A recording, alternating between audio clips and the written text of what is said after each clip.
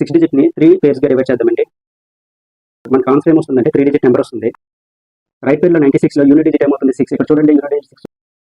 So ఇక్కడ చూసినట్లయితే మనకి నెంబర్స్ ఏమవుతుంది 4 or 6 కదండి, రాద్దాం 4 or 6. ఇప్పుడు లెఫ్ట్ పేర్లో 28 కదండి, దీనికి నియరెస్ట్ స్క్వేర్ నెంబర్స్ ఏమవుతుంది 25 కదండి, అంటే నెంబర్ ఏమవుతుంది 5.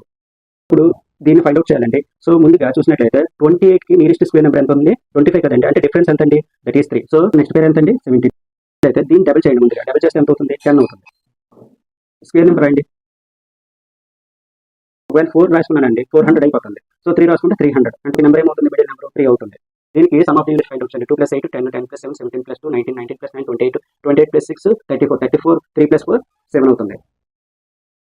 దీన్ని ఫైండ్ అవుట్ చేయండి. 5 + 3 8, 8 + 6 14, 14 1 + 4 5. ఇప్పుడు దీన్ని స్క్వేర్ చేసినట్లయితే ఎంత అవుతుందండి 9 అవుతుంది. దీన్ని స్క్వేర్ చేయండి. 5 square means 25, 25 means 2 + 5 that is 7. So మనకి ఎంత ఉండాలండి, సమ్ ఆఫ్ దిస్ 7 ఉండాలి కదండి, అంటే